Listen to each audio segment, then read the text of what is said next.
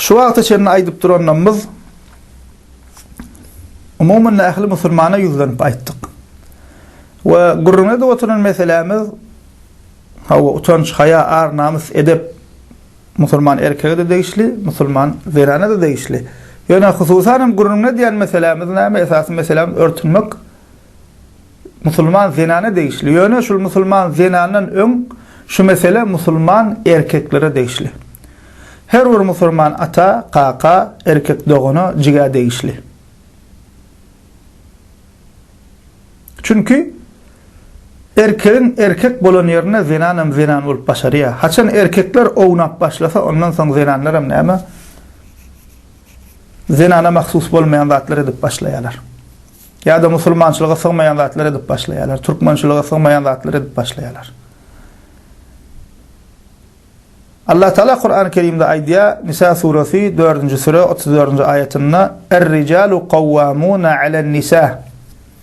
Diýär Allah Teala erkekler zinanların yol başçılarıdır.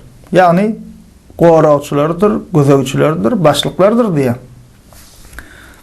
Ey musulman erkek, ey musulman türkmen, Allah Teala sana näme bir näme wezipe beripdir. Sen maşgalan we zinanlaryň öz aýalyň jigiň dogunyň gorawçysy, gözegçisi, başlygy, näýlek bir şirketiň bir edaraň başlygy we şol jogapkar, maşgalada hem jogapkar erkek kişi.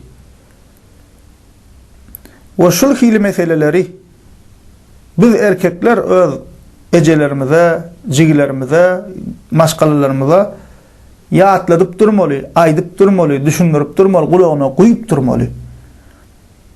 Ol örtünmän ýörse, ýa saçyny selkiledip berse, sesimiz çykarman ýörmeli däl, aý gezibersin diýmeli däl. Ünsörüň şunu diýemek, zorlap hijab giydirmeli, zorlap jilbab giydirmeli, ýa bolmasa käýep, basyş edip giydirmeli diýemdi. Ýok musulmanda onlar. Allah'ın razylygy üçin edilmeli, hiç kimi zorlap etdirip bolmaýar, etdirseň Allah'ın razylygy üçin bolmaýar. Zorlap namaz okutturup bolmaýar, zorlap orada tutturup bolmaýar, zorlap hac ugradyp bolmaýar. Zorlap sakal goýberip bolmaýar. Güýç bilen gorkudyp ýok. İslamda beýle adam ýok. Emma İslamyň ýoly näme? Terbiýe. Öwretmek, ýatlatmak, gulagyna guýup durmak. Şul bolýan zatdan narazylygyny bildirmek. Şu zadyň gowdallygyny aýtmak. Diýmek erkekler näme etmeli? Zinanlara şunu gulagyna guýup durmaly. Şu açyk gezmek bolanok diýmeli. Musulmançylyga syganok diýmeli, türkmençilige syganok diýmeli. Hem biz gulaklaryna guýup durmaly. Şunu ilkilen özümiz öwrenmeli, saňam öwretmeli. Biz üçinki jogapkar kıyamet günü jogap bermeli. Ol gyýdyň bir ýerde saçyny selkiledip berse aýalyň örtünmän ýerde senem hiç sat bolmadyk galat gezip berseň ol musulman erkeğe gelişmeýär. Allah Teala sana bir jogapkarçylyk ýükläpdir. Sen erkek galak bolmaly, musulman musulmançylygyny bilmeli. Ve Peygamberimiz Buhari ve Müslim'de geçen hadisinde näme diýär? "Var-raculu ra'in fi ahlihi we huwa mas'ulun an ra'iyatihi." Erkek kişi diýär maşgalasynyň gorawçysydyr, gözegçisidir diýär. Ve maşgaladan jogap kärdir diýär. Kıyamet günü jogap bermeli musulman doganlar. Oğluna, gyzyňa, aýalyňa hemmesine kıyamet günü jogap bermeli.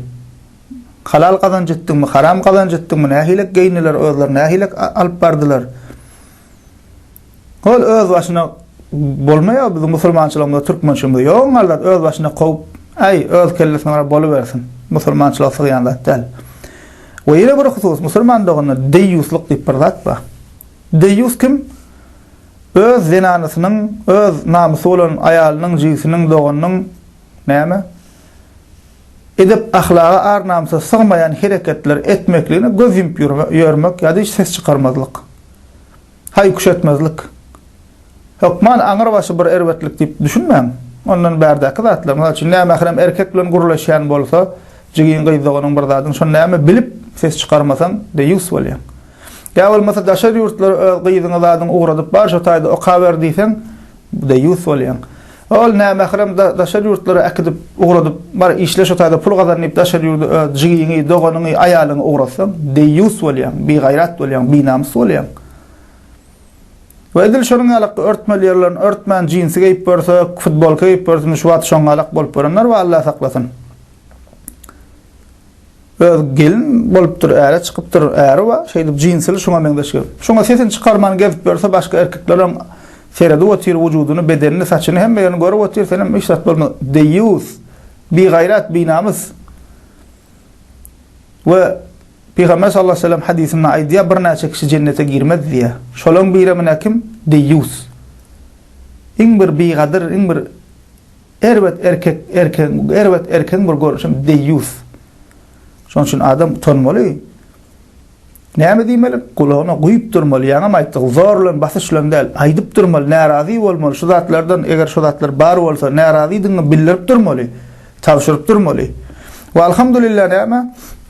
Icaba geljek geýinjegem kän bizde. Biziň bir kemimiz näme? Şu zatlar doly ýetirilen ok, aýdylan ok, kitaplan azlygy ýa-da aýdylsa da azlyk edýär, köpräk aýtmaly. Icaba geljegem kän, doly örtünjegem kän. Ve alhamdulillah gelýärlerim. Beterem geljek, beterem şu ýarym bilen aşlyklar, ahlaklyga ýetip gitjek, köpräk şu zatlar aýdylyp tawşyrylyp berse.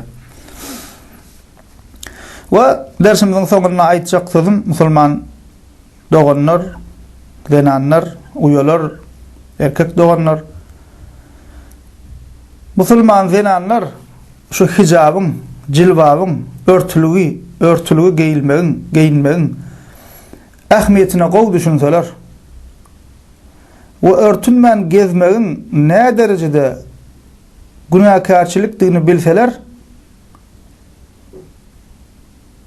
dünýäni berselerem açyk gezmezler.